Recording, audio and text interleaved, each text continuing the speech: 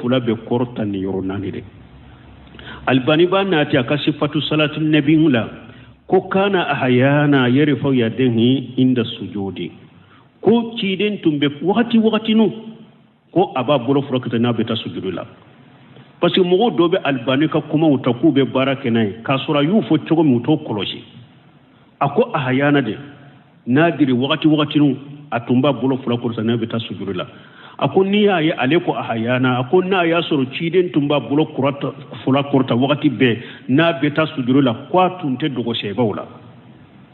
ko ye to lakalanye chogo me o fana tumbe lakalo chogo kelena me ni ya sujudu tama lakale komi toyu nugo akwa tunta ke wakati bede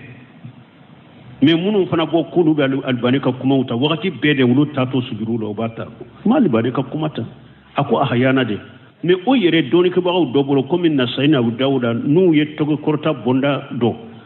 nasayi abu dawuda ye tege korta bonda do ni beta sujudu la ki tege korta yafo kababu were tuwala karisa were nati ko ciden tunta ke na beta sujudu la uko bonda don chogo min fule ninya abe ko ma ya irade hadisa min nana ko buro fula be korta ni beta sujudu la atushara hadisa in tushara ako uko aka bonda don chogo bu odeira donc mi sahalendo bolo fula be korta sallila yoronani de bo ani munun fana ba fo ko jigito bolo fula korta wulite bolo fula korta hadisa do de yumina ko kana rasulullah sallallahu alaihi wasallam yukabbiru fi kulli qafdin wa rafi